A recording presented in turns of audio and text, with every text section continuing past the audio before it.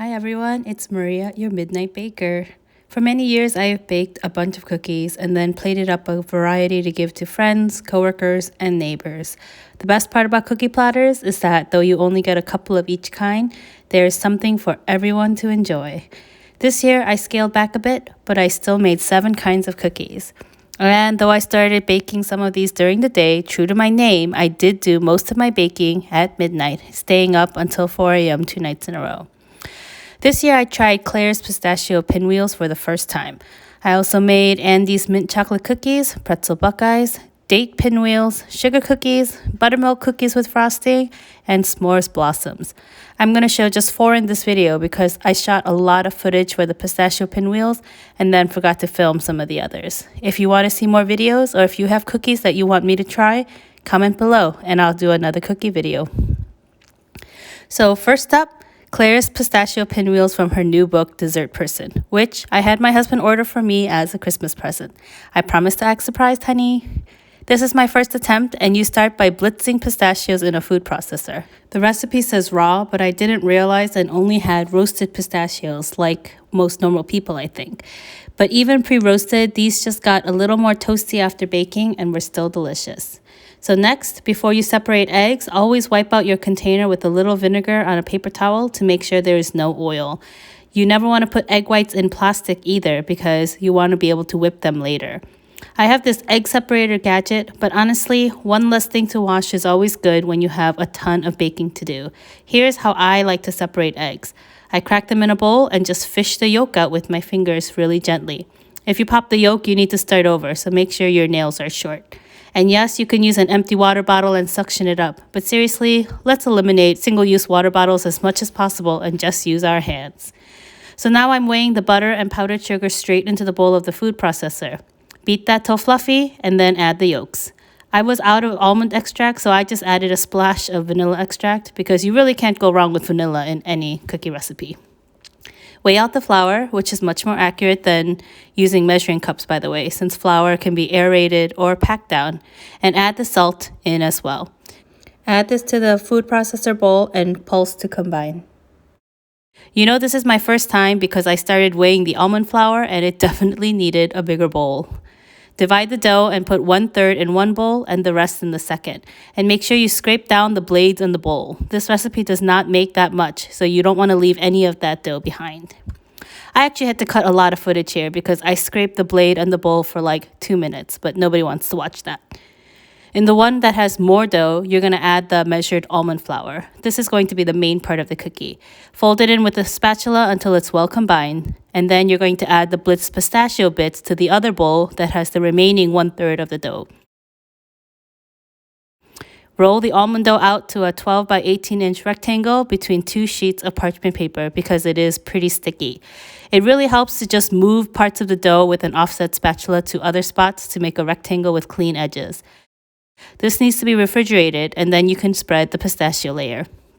Dollop it on, spread it to the edges, and leave about a 1/2 inch or so at the top and bottom.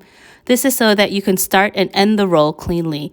Roll it tightly, pressing the final seam to taper the pistachio filling a bit, and using that parchment paper to really get a tight roll.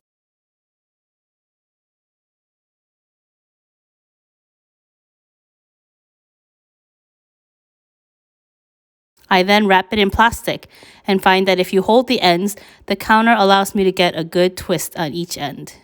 This goes back in the fridge to cool.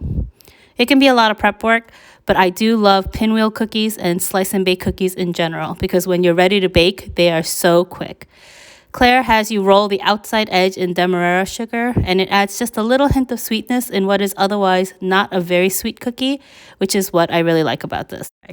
My first batch I cut a bit thick, so I sliced them thinner in later batches, and they baked up toasty and delicious. Bake at 350 for 11 to 12 minutes, and these are done.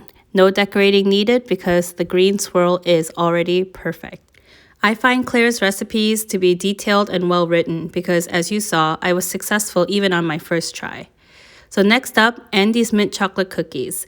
I didn't realize Andy's mints can be divisive, as I personally love them. I actually am not a fan of chocolate cookies, but I do make these fudgy cookies every year for the chocolate and mint lovers in my life.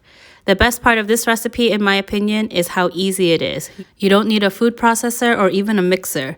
These come together on the stove and then in a mixing bowl with just a wooden spoon or a spatula. You're going to weigh out the wet, melt it over low heat, and then stir and let it cool for at least 15 minutes while you measure out the dry ingredients. And make sure that your 2 eggs are sitting out at room temperature. I then moved my mixture to a bowl because the pot was still a bit warm, but you can actually mix this straight in the pot if you want. 1 less bowl to wash. You're going to add the eggs and mix thoroughly before adding the dry ingredients.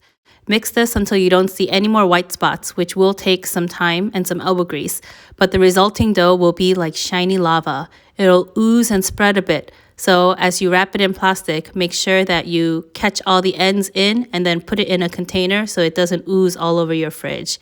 Once it firms up, like an hour later, it's actually a pretty firm dough. Because we melt the butter and then let it firm up again, the result is a very fudgy cookie.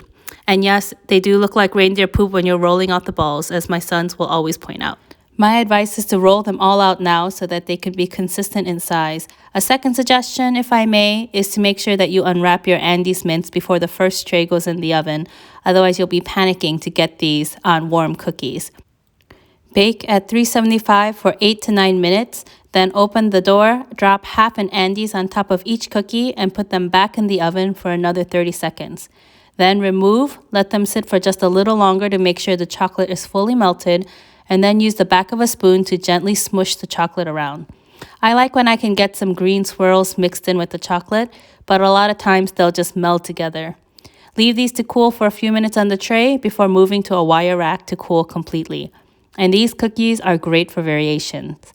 Add some sprinkles to make them more festive, or as I often do, leave them plain, and then dip half the cookie in melted white chocolate and sprinkle crushed candy canes on the white chocolate side before it sets. This will give you a little holiday spin on the black and white cookie aesthetic. And on to what is arguably people's favorite cookie, which is sort of not a cookie, the pretzel buckeye. Buckeyes, in my opinion, lack texture and can be overly sweet, and I was never a fan until a friend told me to add crushed pretzels. This gave the buckeyes some much-needed crunch and salt, and based on my intel, these are typically the first to disappear from cookie platters. Buckeyes are completely eyeballable, if that's a word, and you just want to generally triple the amount of peanut butter as regular butter. But for this video, I did measure so I didn't screw it up. Just don't forget the vanilla extract. That really helps with the flavor. I definitely eyeball the sugar though.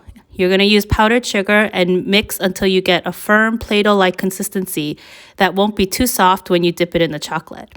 I found these cute pretzel rings at Aldi and decided to try to sit a buckeye on top. It worked out, but if you try these at home, just go with mixing in crushed pretzels because it was not worth the extra trouble when I was dipping these. I attempted tempering a mix of semi-sweet and dark chocolate too. You can see my sea chocolate all chopped up here. I melted the rest over barely simmering water and tried my best, but my temper test, though it did have a snap, did not have the shine of properly tempered chocolate. Anyway, I dipped my pretzel buckeyes and lifted them out, shaking off the excess when I could, and placed them on a sheet of wax paper to completely harden. Once the outer chocolate is set, I put some melted white chocolate in a baggie and snipped the corner in order to drizzle some lines on the buckeyes, and then quickly shook on a nonpareil mixture of tiny green, red, and white sprinkles on top. I love doing this because they stick only to the drizzle lines and it looks so festive. Make sure you use a rimmed baking sheet when you do this because you want to catch those extra sprinkles before they roll everywhere. Don't ask me how I know. Trim off any extra chocolate and they fit perfectly in a mini cupcake liner for a great presentation. The last cookie in this video is the date pinwheel. Please don't underestimate this cookie.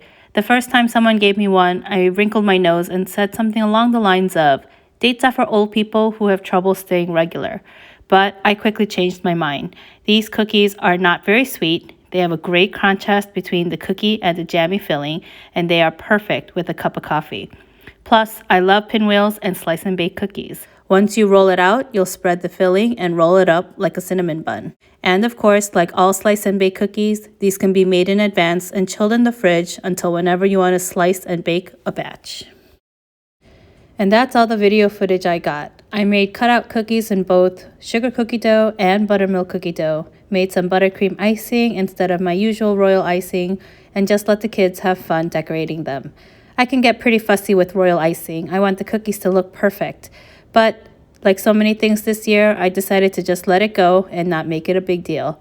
And though these may not be super detailed and pretty, they are absolutely delicious. The boys also helped me make a batch of s'mores blossoms, which is basically a cookie with some graham cracker in it, and then you add a marshmallow on top, kind of how we did the Andes mints, and then press in a Hershey Kiss. But I have no video of it because it was absolute chaos. And lastly, you may have a friend that doesn't like cookies. It's not that crazy. Some people just aren't into sweets. I actually have 2 such families in my life, and for them, well, they got a loaf of homemade sourdough bread.